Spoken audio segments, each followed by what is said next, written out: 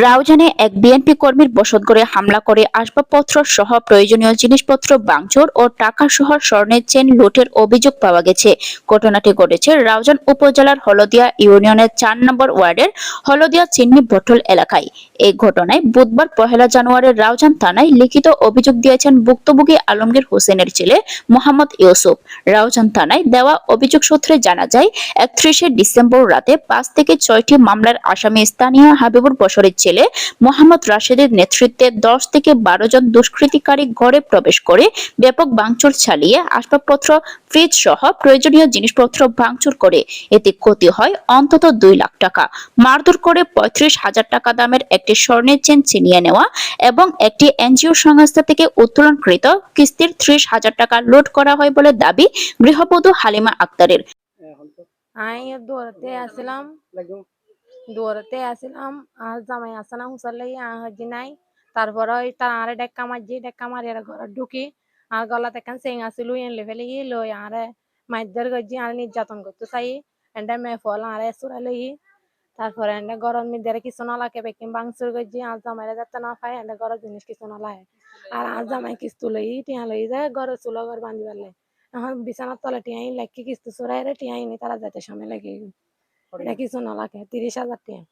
আর গলা চেঙি আনতে লগে আর মাছ ধর করি আরে কুত্তা টুত্তা ভাড়ি আর কিছু না লাগে বেকিন লগে আর নন্ন শেষি আর নন্ন সরাই তারা গালাগালি করে গাছ হয়েছে আয়াসিনি রাশেদ কুশেদ তারপর জয়নাল রবিউল দেলোয়ার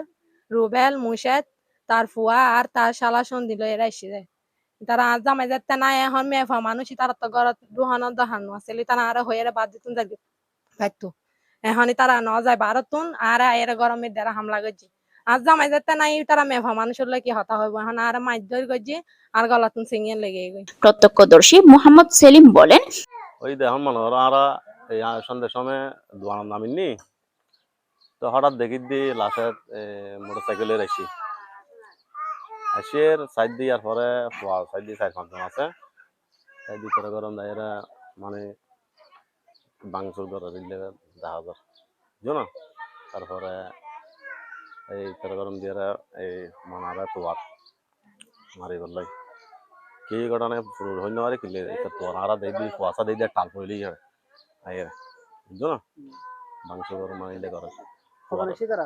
তারা মনে করো এটার আইসিরে সাইড ৫ জন আইসি অর্থাৎ হাজার সদর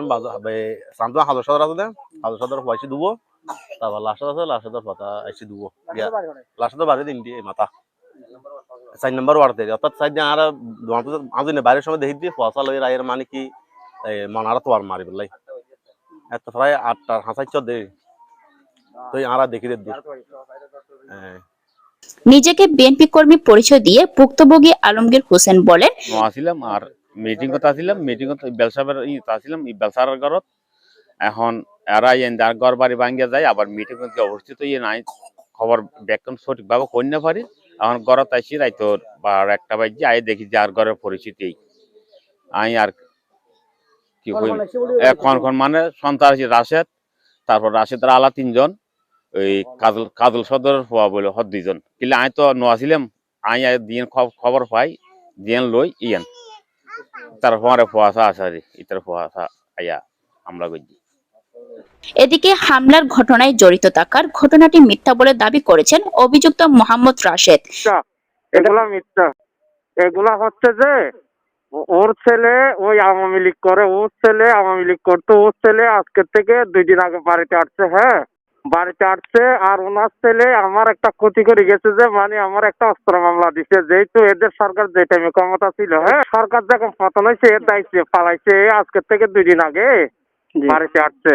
তো ওনার থেকে এই যাই পুষ করতে গেছিলাম যাওয়ার পরে উনি ঘরে নাই আমরা চলে আসছি। হ্যাঁ উভয় পক্ষের রাজনৈতিক পরিচয় জানতে হলদিয়া ইউনিয়নের বাসিন্দা রাউজান উপজেলা বিএনপির আহ্বায়ক কমিটির সদস্য মহিউদ্দিন জীবনের সঙ্গে কথা হলে তিনি বলেন, আলমগীর আমাদের দলের অর্থাৎ বিএনপি কর্মী।